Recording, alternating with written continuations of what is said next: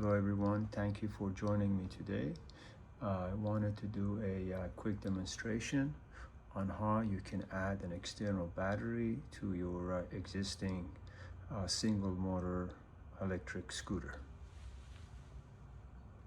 To give you a quick background, I purchased this scooter, which is an Evercross H5 48 volts 10.4 amps single motor scooter about 2 years ago, and riding it for several months, then realizing the advertised battery range was 28 miles is not near that at all. We're getting close between 15 to 20 miles. So that kind of caused me to start looking for alternatives. Do I need to purchase another scooter with a bigger battery? Or since I've already invested in this scooter and I could not return it, perhaps I could add a external battery to it. So started an extensive research, and finally I ran into a company called ElectricAllWheel out of Florida, and they've been doing this modification using a battery balancer on hundreds of different e-bikes, and watching their several of their YouTube videos, I realized that the mechanics, the electrical wiring, and the configuration of these e-bikes are very similar to the scooter. It's basically a motor, a battery, a controller, and then the rest is bike specific. So I reached out to them, said, hey, I'm trying to add an external battery. I've seen you guys do it on e-bikes. Can this be done on a scooter? They said, oh yes. They got back to me right away. They asked me to send them a picture of the controller and the scooter specs, which I did, and shortly after they came back and gave me a recommended battery balancer and several options on different types of batteries. So I went ahead and purchased them and went through the installation, which was very easy. Took me probably no more than 45 minutes. Doesn't require any special tools, any wiring modifications. Everything is just basically plug and play. You just need to be a little bit mechanically inclined. Otherwise, anybody can do this if you're pretty patient. So I think a lot of people are in the same situation as I am. They bought their first scooter, and what was advertised on their website or in the specs is not close to what you're actually getting on real life usage. So I thought it would be good to share this video with everybody, and in case you're interested to do this sort of a modification on your own, you can watch what I've done, and hopefully it will help you with your upgrade journey. So if you have any comments, questions, recommendations, feel free to post in the comment section. So the first step is to open the deck and expose the battery and the controller. So again, depending on your model, it could be different configuration, but it's very straightforward with this particular popular scooter. So the way I've done this is first Obviously you need the battery balancer. The balancer comes with 3 connectors.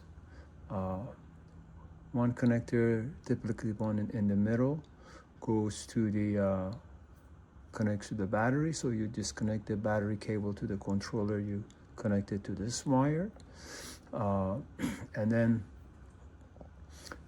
the one labeled out comes from the controller, which was connected to the battery. You connect it to the out cable, and then the in cable is the cable that goes out to the external battery. So the device is very small, so you should be able to fit this anywhere. I think it's best to keep it inside the battery deck, to keep it from moisture and vibrations and exposure. So it's small enough that you can easily fit it within the battery and next to the battery and the controller components. So with this particular scooter, I realize it's best if I ran the cable that comes with the battery balancer through the light housing, and then bring it out, unwrap the cables from the stem, and then untie these cables, the wrap, and then connect it and rewrap it and connect it to the deck.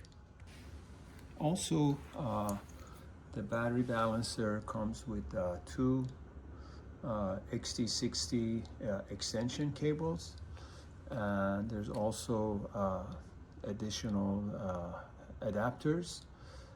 So depending on your configuration, with these adapters, you should be able to connect this to any type of scooter. And here is the external battery. I think the brand is HAILONG. It's a 48 volt 10 amp battery. This comes with a external charger, so you can charge this and your scooter at the same time. It has its own power adapter, and these are the cables that that connects to the battery balancer. And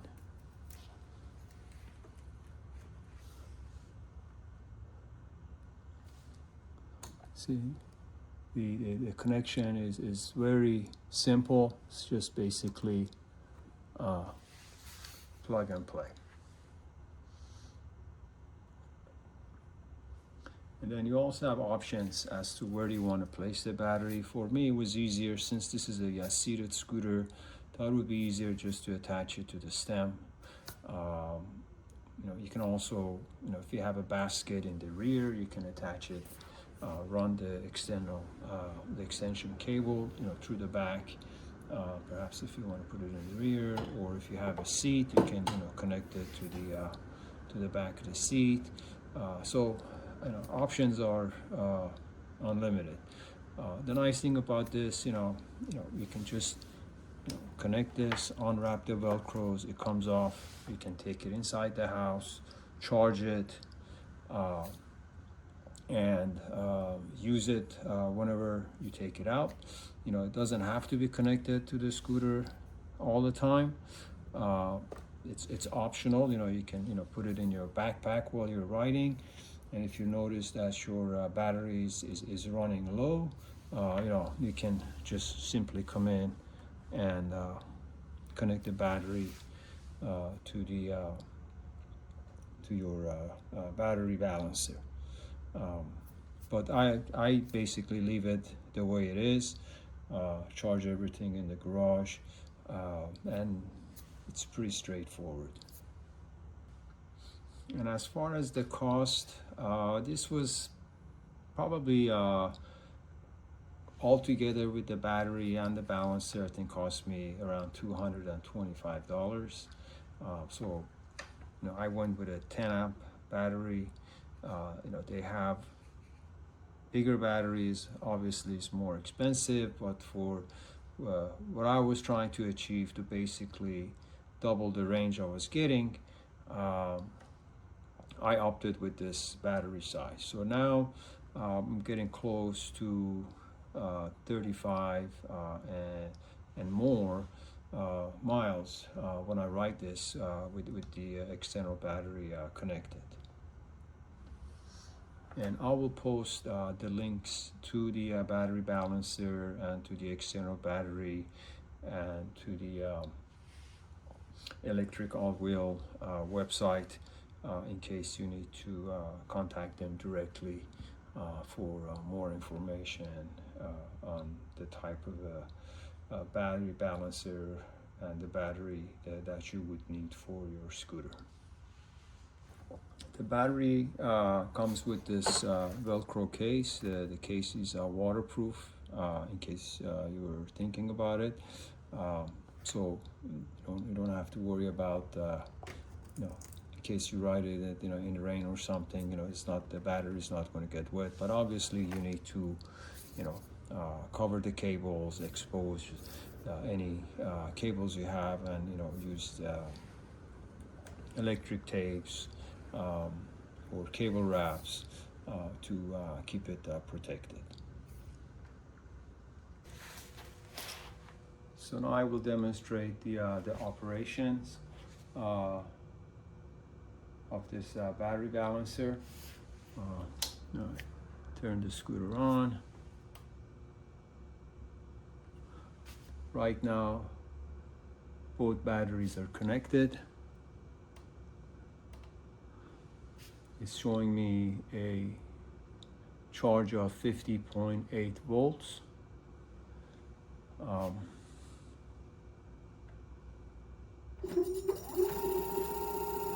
So this is the scooter right now running with both batteries.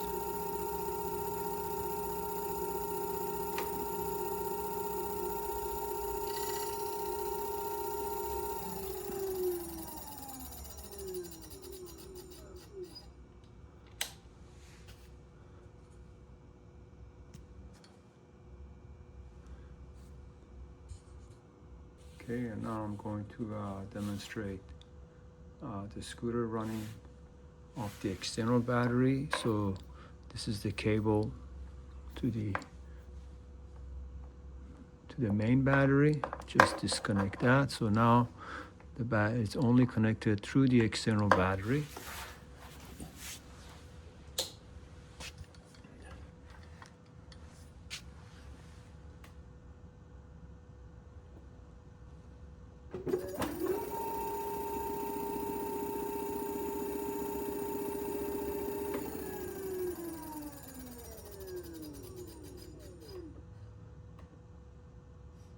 And it's showing a charge of 50.2 volts on the external battery.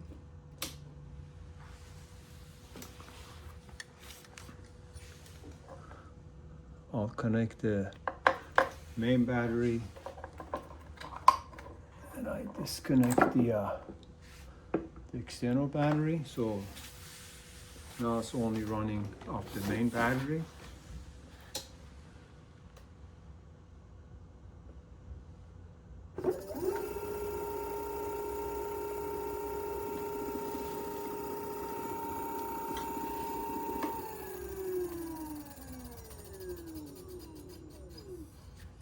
And the main battery is showing a charge of 49.5 volts.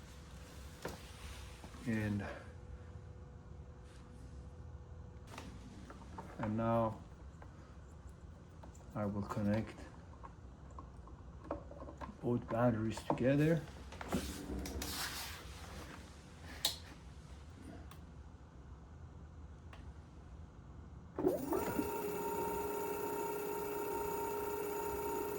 both batteries running together right now.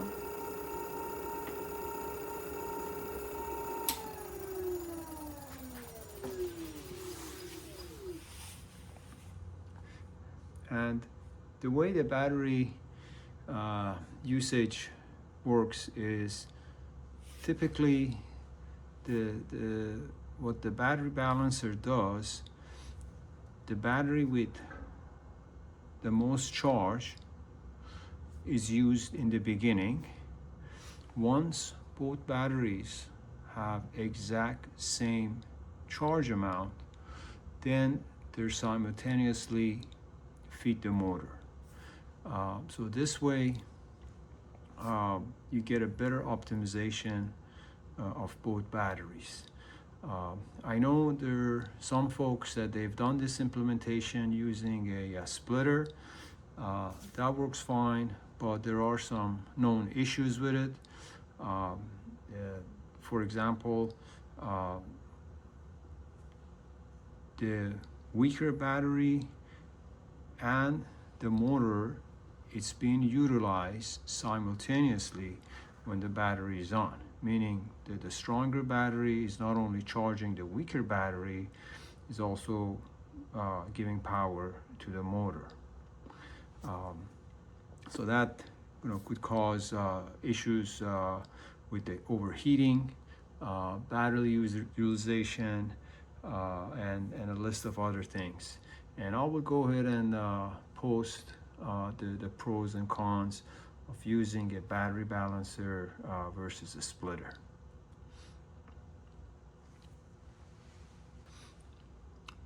So again, this is a very simple installation. Took me, as I said, about no more than 45 minutes. Literally anybody can do this. As I said, doesn't require any sort of special tools. You just need to be able to get to the battery, to the controller, find the right cables, and connect the battery balancer, and run the cables according to however you want it done. Now, if you have a dual motor battery, you can also use the same concept, but it's going to be a different battery balancer. Typically it's a little bit bigger, maybe a third bigger, and it will have obviously an additional input cable to the controller, to the second controller. And again, typically it's about 25 to 30% more expensive than the single motor battery balancers. But again, if you have any questions about the battery balancer, just reach out to the ElectricAllWheel folks. They get back to you right away. They're very friendly, they're very helpful, and they give you all the help and the information you need for your implementation. Also, as I said, they have hundreds of implementations on YouTube that you can see how easily they've added external battery to electric bikes, anywhere from $600-700 e-bikes to $4,000-5,000 e-bikes. So again, thank you for watching my video. I look forward to hear your comments, suggestions, and recommendations. Thank you, and have a good day.